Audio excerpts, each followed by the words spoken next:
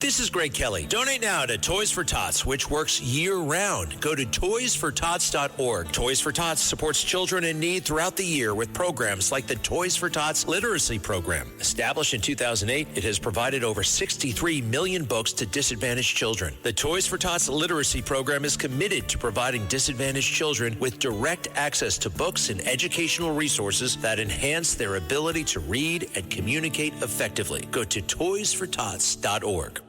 Sunday morning. With us today is Congresswoman Nicole Malliotakis. And, she had a great week. And, Nicole, tell us about it.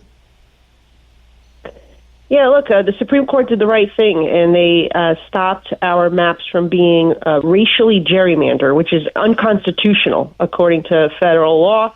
And we're glad that they stepped in because this was a frivolous attempt, a meritless attempt by the Democrats to change our map, to tilt the scale, to give themselves an advantage. And they tried to claim that it was about race, when really it was about politics and trying to steal this seat from the people of Staten Island and Brooklyn. And I've always said, whether I serve another term should be up to the people of Staten Island and Brooklyn. It should not be up to these map makers that are politically connected or Democrat high-powered attorneys working to, set up a system where only the Democrat can win an election. And as you know, John, my district is the only district that is competitive in the city of New York. It was represented by a Democrat until I defeated that incumbent in 2020. And that was the people's choice. And this is a good win. It's not for me. It's a good win for the people of Staten Island and southern Brooklyn, who will now be able to go to the ballot box and select the person of their choice, not have the Democrat Party jam somebody down their throats that they did not elect. And they were trying to tilt, again, the scale to move this district into Manhattan to achieve that, and we were able to defeat them. That is wonderful news. And you know why? It's fair.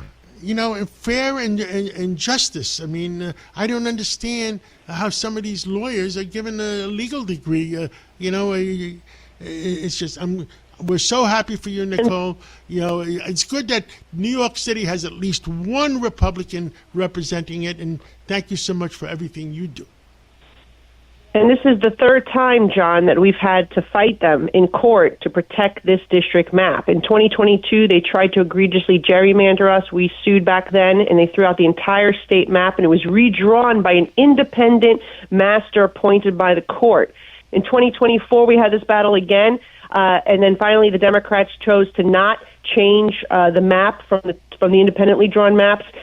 So we were successful there. And then here we had this third legal fight. But the reality is, like I said, most competitive district, the only competitive district in the city of New York. And a matter of fact, Democrats have a double-digit voter registration advantage. So they should try actually putting forward good policies and winning on merit instead of trying to change the line to rig the system so they can try to get elected without having any competition.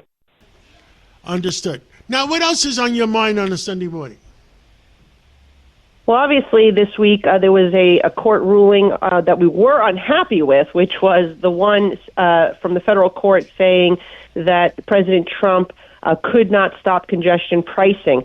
I believe otherwise, and this decision is going to be appealed. As you know, President Trump, within his first 30 days, rescinded the approval Joe Biden gave New York City to implement that congestion tax. And they never did a full and thorough economic impact statement required by federal law. And so there's multiple lawsuits, but I received word this week that the administration is going to appeal that decision. And so this fight is not over, and we're going to continue to fight for the hardworking, tax-paying commuters who shouldn't have to pay another fee to enter the city center in the city in which they live. And in addition to that, on Staten Island, I'm joining with my colleagues to fight the mayor's attempts to place a new shelter in the South Shore of Staten Island. We were told by the city, we were always skeptical, but we were told that this was going to be a hotel.